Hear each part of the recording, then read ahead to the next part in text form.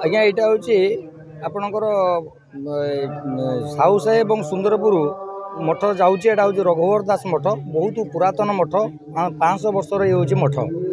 तेणु जगन्नाथ ये पूजा पाई आसुँच।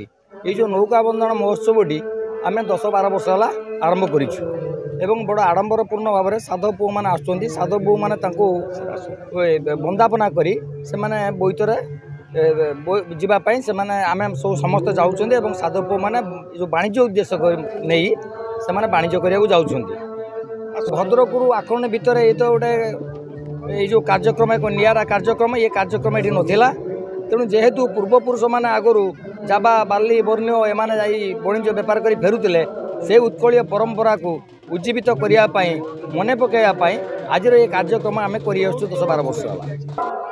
ये जो हजिला अतीत को पुणी उज्जीवित करने हजिला गौरव किपरि आजिकार युवपीढ़ी मानस हजि जाऊँगी उज्जीवित रखापी हजिला परंपरा को बंची रखापी ये जो परंपरा पुनर्जीवित नापी युवपीढ़ी मान भितर सचेतनता जागृत करने समस्त घात प्रतिघात को एड़े अंचलवासी पूर्ण सहयोग 7 दिन व्यापी एक कार्यक्रम चली 9 तारीख आरंभ होता। आज 15 तारीख आज उद्यापन दिवस आम गहन बहुत मान्यवर अतिथि मैंने आसी।